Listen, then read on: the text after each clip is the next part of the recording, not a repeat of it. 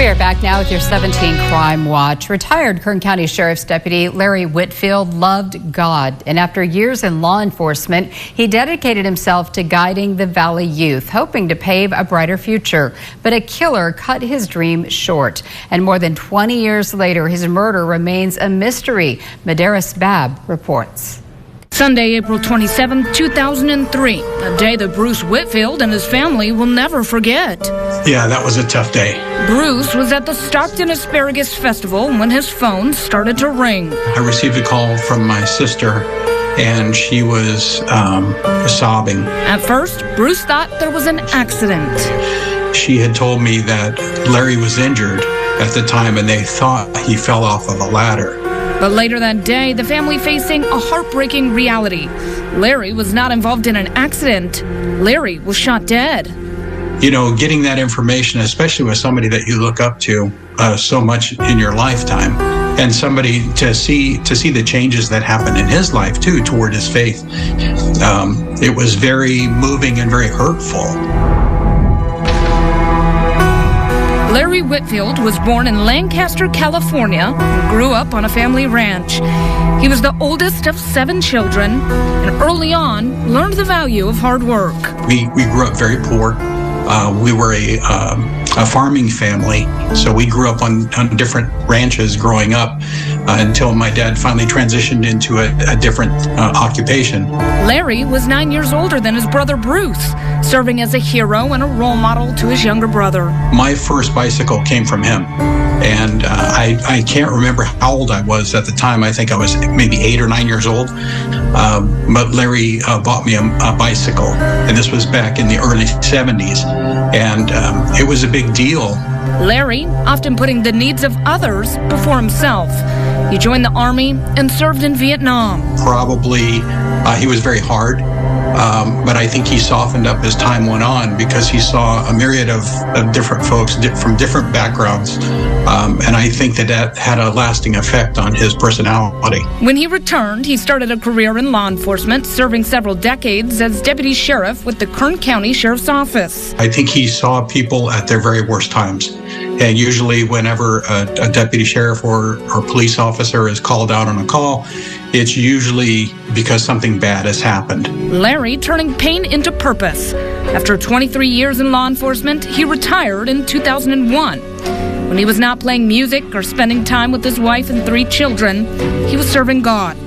Eventually, dedicating his time to a new venture, the Impact for Christ Youth Center.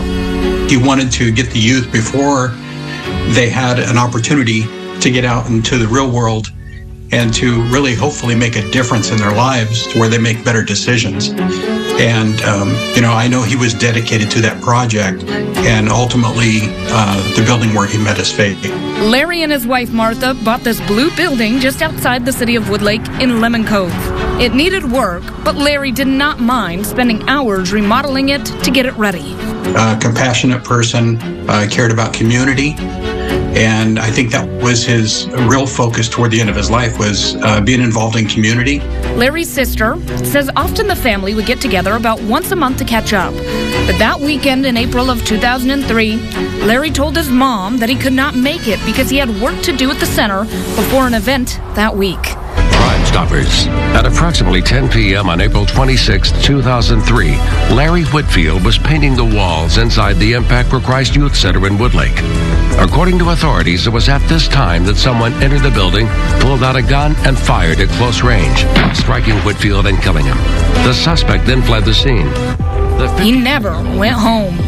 The next day, Sunday, April 27th, Larry's wife Martha says she was bringing him lunch when she found him dead. He was found in a back room suffering from a gunshot wound, and he was deceased. But when was Larry shot? We believe this happened sometime in the real late hours of the evening, somewhere around midnight to the early hours, around 2 or 3 in the morning.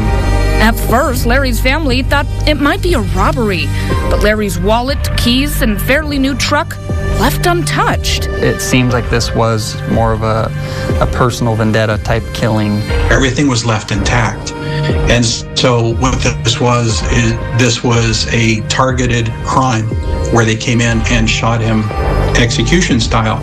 There was virtually no evidence. The rural nature of the crime scene made searching for witnesses difficult. But was this someone that Larry knew, or a complete stranger?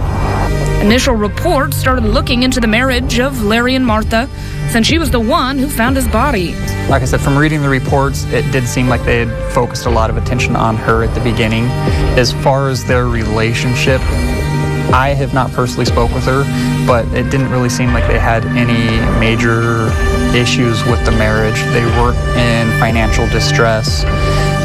There weren't any allegations of infidelity or anything of that nature. Lowry says there was nothing obvious that pointed towards a family member. Was this someone from Larry's law enforcement past? Could it be someone that he had arrested? Possible enemy? Wanting vengeance? Reading the reports, Larry was a fairly liked guy. Yes, he had been a retired deputy from Kern County Sheriff, but from what the initial detectives could find, he didn't have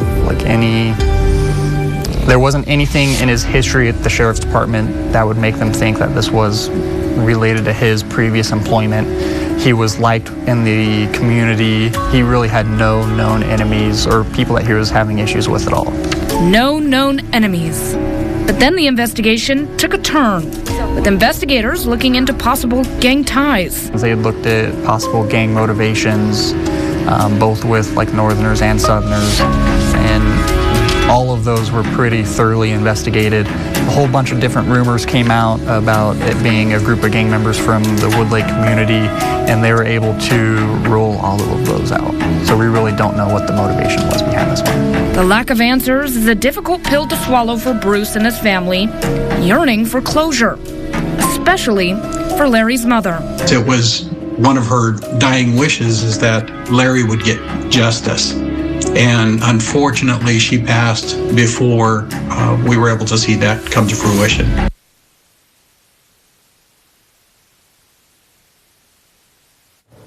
That was Madaris Babb of our sister station in Fresno reporting. Now, unfortunately, the youth center that Larry dedicated himself to never opened.